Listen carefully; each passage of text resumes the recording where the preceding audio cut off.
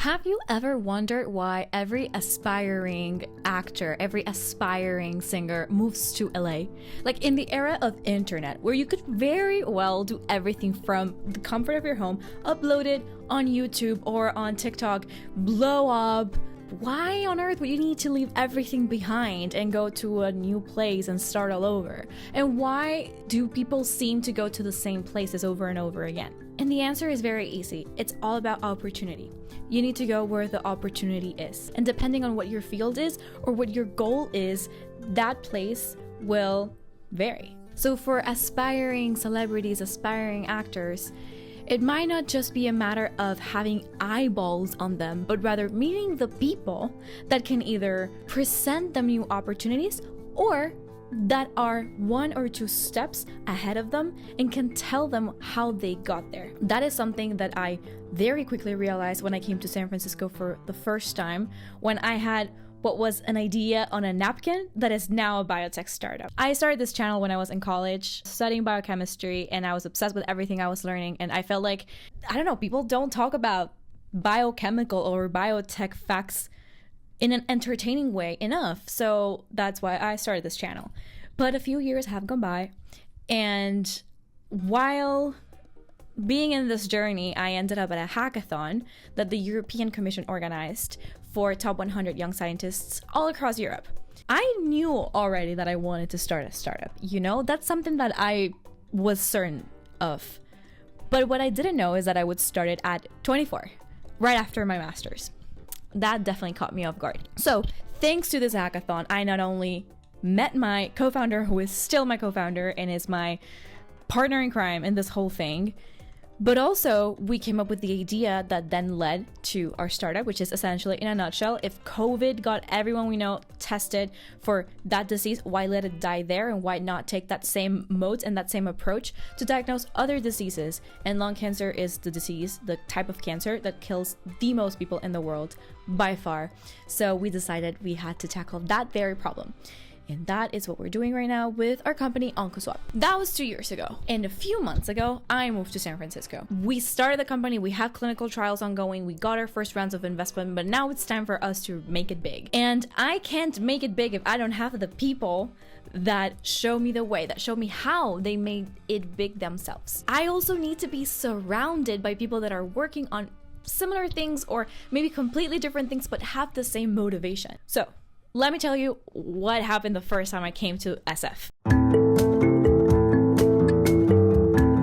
So as I said, we did this hackathon, right? And then there we were with this idea that, you know, we wanted to diagnose cancer in the nose. It's something that, of course, you would be right to think that we were absolutely insane. What I did, because I had no idea what I was doing with my life, I reached out to literally everyone I knew that was remotely in the field of either oncology, doctors, or in entrepreneurship, investors of anything. I was in Germany when I started. Obviously, the first people that I talked to were either in Germany or in Spain, because that's where I grew up and that's where I went to school, etc. So it's where I had the most connections. Needless to say, very few connections after just finishing my master at 24. You know, not a lot to start off with, but you know, you can make it work still. What everyone unanimously said is, you're crazy, this doesn't make any sense, pick another type of cancer. This was pretty disappointing. Literally, even lung cancer doctors were like, just choose another type of cancer. Anyways, discouragement.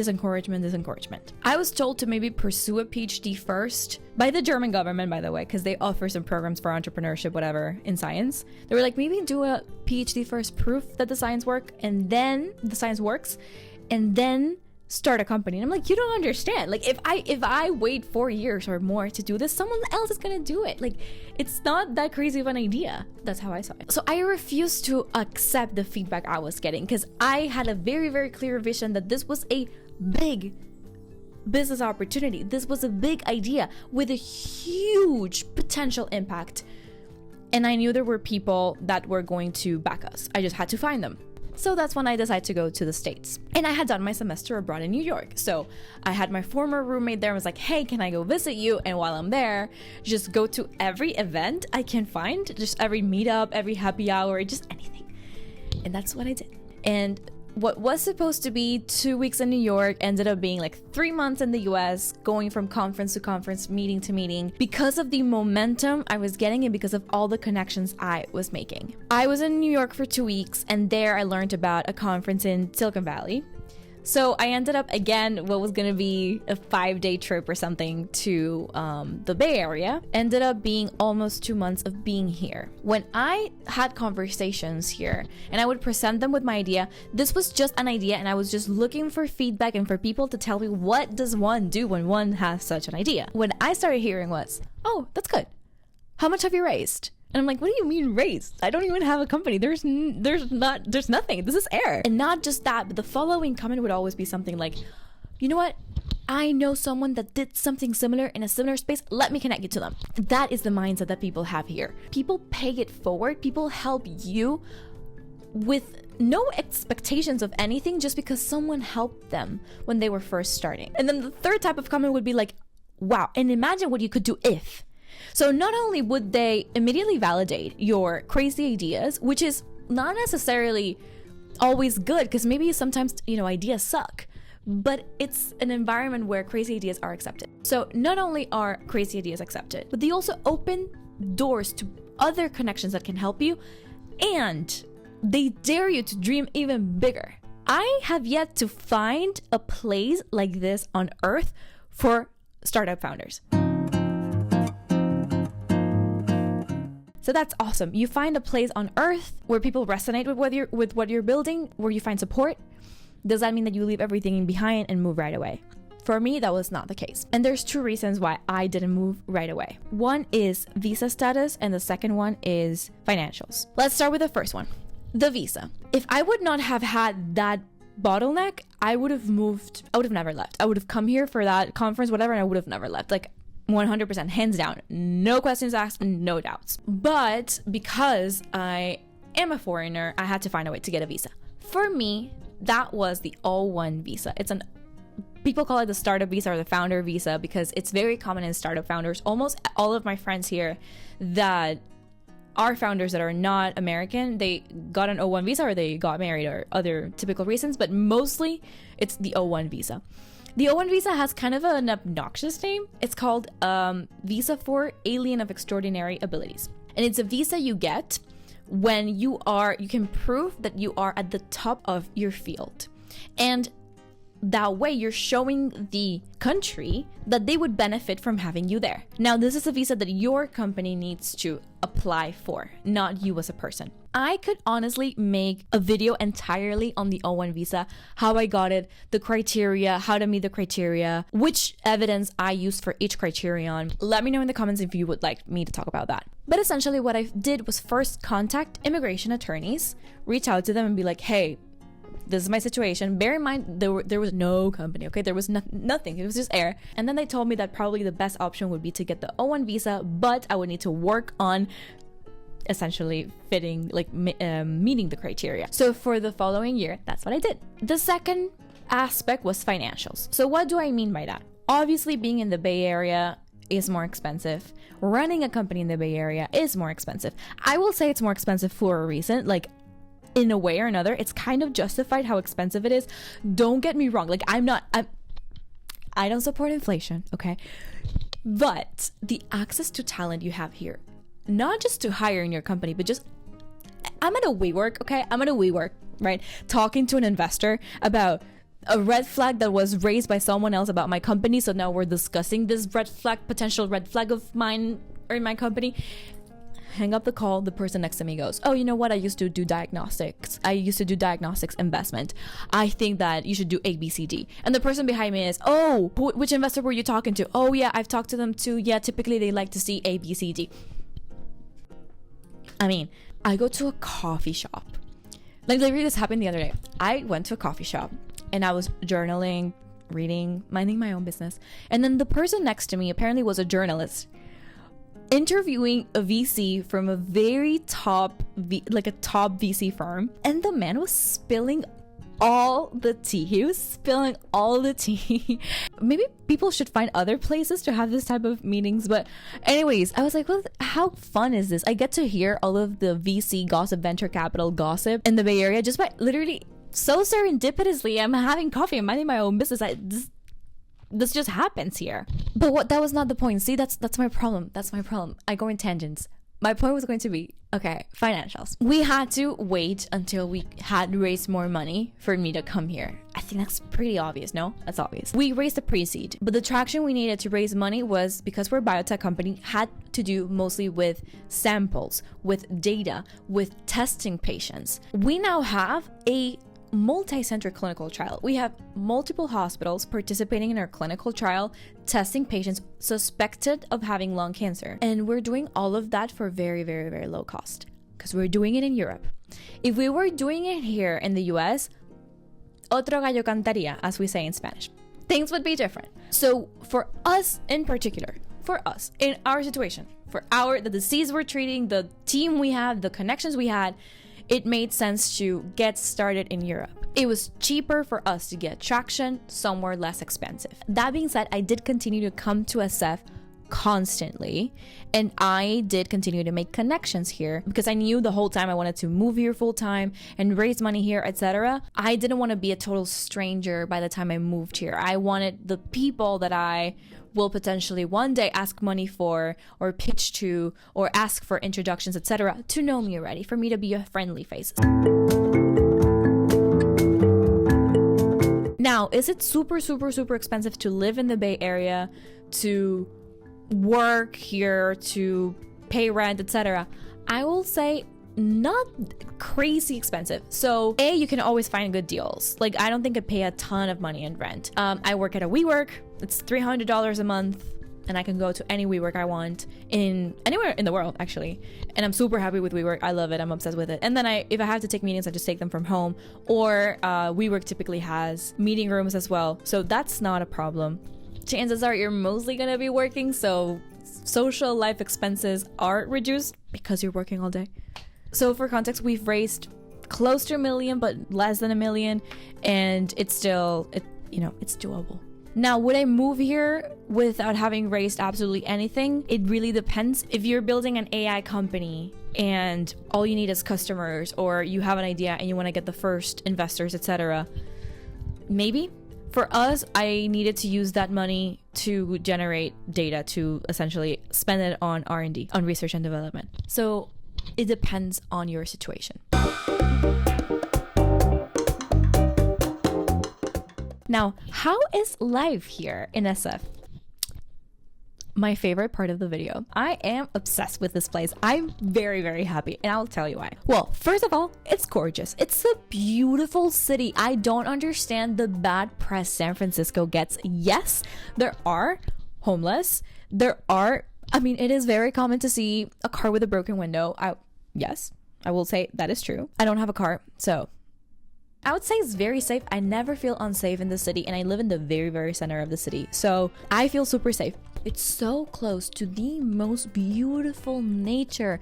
All it takes is a walk to the marina, to the piers where you can see the water. It's so close to all these beautiful hikes, the mountains, everything within an hour drive less. So in that way, it makes it very easy to stay close to nature and disconnect whenever you need it. The weather is amazing.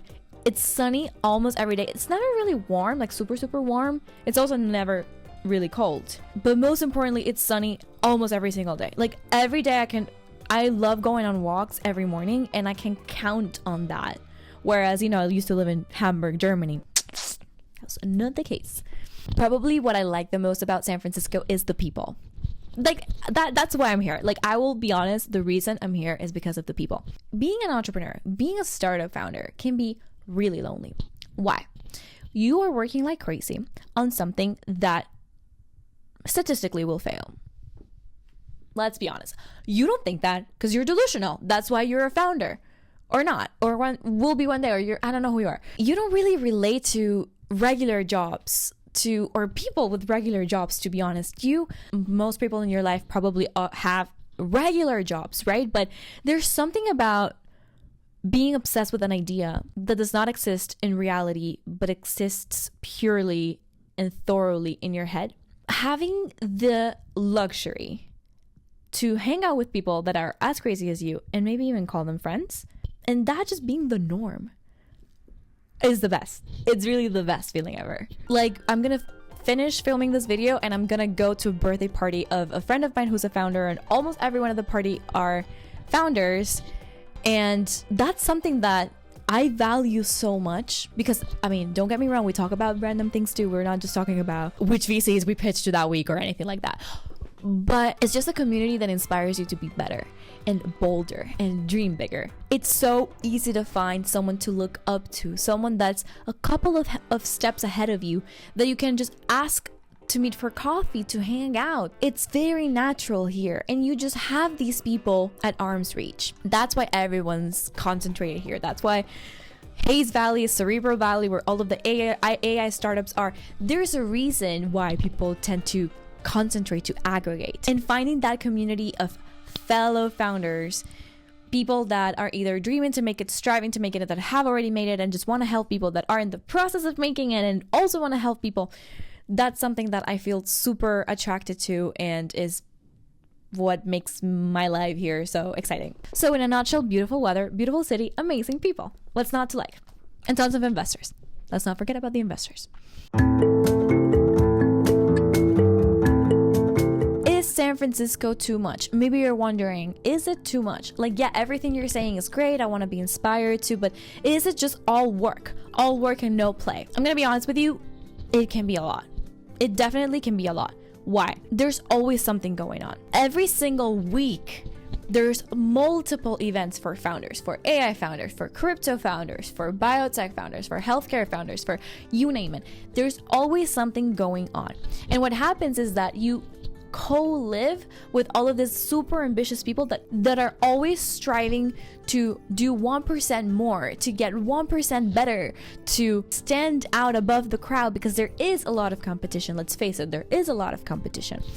You sometimes can get the feeling that if you rest, because you are a human being and you need to rest, you can feel guilty, because there will always be people outworking you. I will say that's something that every person that needs to manage, and it's a challenge for every single person that's building something here and potentially in the world, because there's always someone outworking you everywhere in the world. At the end of the day, startups are marathons. They are not sprints. I'm telling this to you, and I'm also telling it to myself. Resting is actually part of the work. Like, it should be scheduled in your calendar as any other meeting is, or as any other important appointment is. So that's up to every person to handle. But I will say, if you're sensitive to that, if you're sensitive to competitiveness, it can be a struggle. It can be a struggle to be an SF. Like, I remember last year I spent 2 months here before the visa, the whole thing. And it was definitely a lot. Like, I felt the pressure. I felt how everyone else was constantly working and there was always something to do. And I kept thinking to myself, if I can just go to that one event or that one meeting or that one person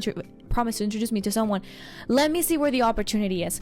But then you learn that it's as important to say no. It's actually more important to learn how to say no than to say yes. So it's just part of the process. So I guess the answer to that question that I asked myself is, it depends on how intense you want it to be. It's really up to you. Like, you can also not do anything. You can just lay on the couch all day if you want to, for that matter. So you pretty much set your own pace. It all goes down to, as the saying says, you are the average of the 5 people you spend the most time with. And depending on where you are, that group of 5 people can be wildly different. I'm on a journey where I want to be the best version of myself. I want to be the best startup founder I can possibly be, the best CEO I can possibly be, and I want to be surrounded by the best. So that's why I came here. If you want to learn more about how I started a startup at age 24 and what the advantages and disadvantages of being a young startup founder in biotech are, then check this video right here.